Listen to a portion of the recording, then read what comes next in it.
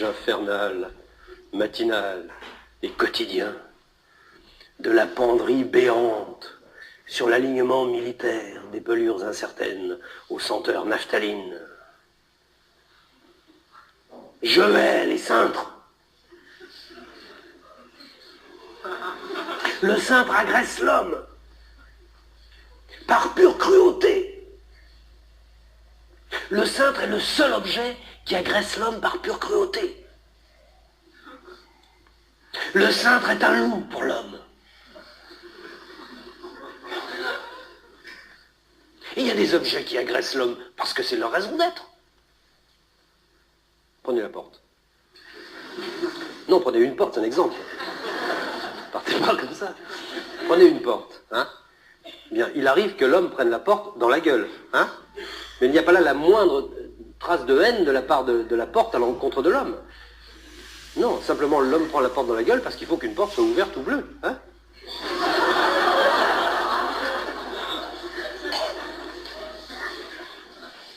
Le cintre, lui, est foncièrement méchant. Personnellement, l'idée d'avoir à l'affronter m'est odieuse.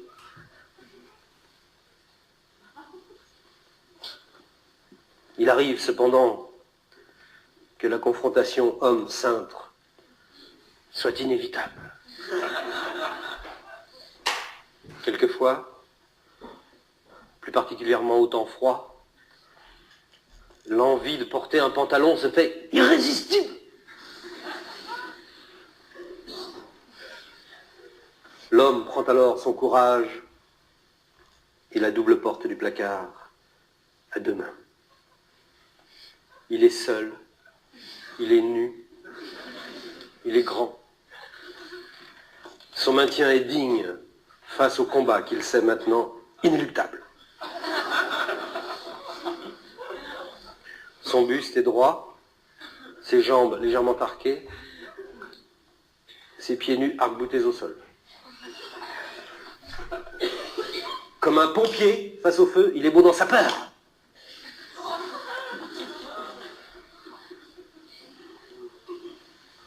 Les portes du placard s'écartent dans un souffle. Les cintres sont là, accrochés à leurs tringles, dans la pénombre hostile. On dirait un rang de vampires agrippés à la branche morte d'un chêne noir. Dans l'attente silencieuse du poulain égaré au tendre flanc duquel ils ventouseront leur groin immonde pour aboucher son sang clair en lente succion gargouilleuse et glaireuse jusqu'à ce que mort s'en suive.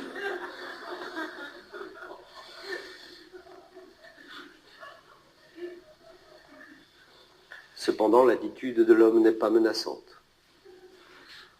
Simplement, il veut son pantalon.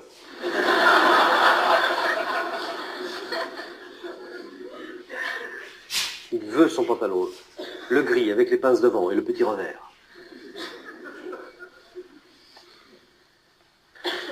L'œil averti de l'homme a repéré le pantalon gris. Il est prisonnier du troisième cintre en partant de la gauche. C'est un cintre dangereux. Particulièrement sournois. Oh, bien sûr, il ne paie pas de mine. En bois rose, les épaules tombantes, il ferait plutôt pitié. Mais regardez bien son crochet. C'est une poigne de fer. Elle ne lâchera pas sa proie.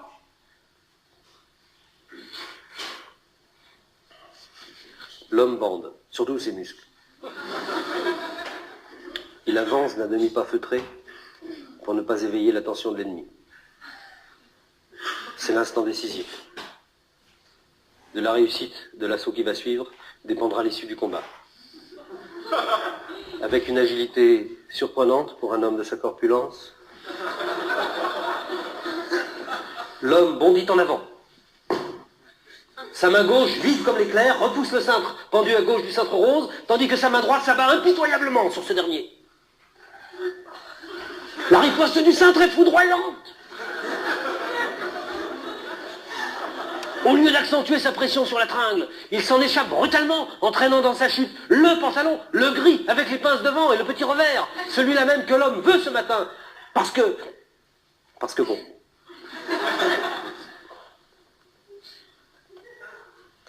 À terre, le cintre rose est blessé. Rien n'est plus dangereux qu'un cintre blessé. Dans son inoubliable « J'irai cracher sur vos cintres », Ernest Hemingway n'évite-t-il pas d'aborder le sujet? Un silence qui en dit long, non?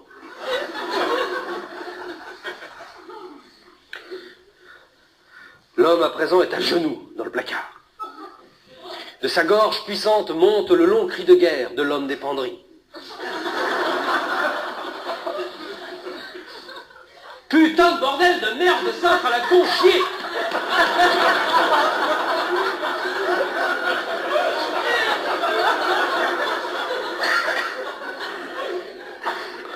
Le cintre rose a senti le désarroi de l'homme.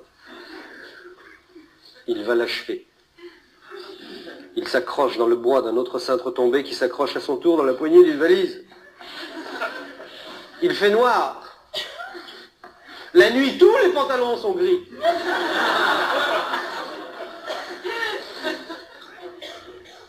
L'homme, vaincu, n'oppose plus la moindre résistance.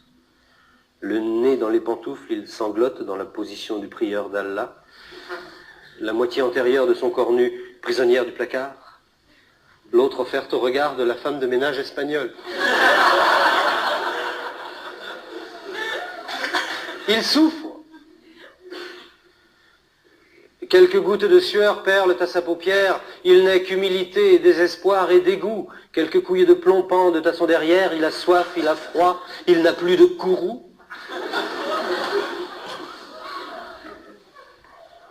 Donne-lui tout de même un slip, dit mon père.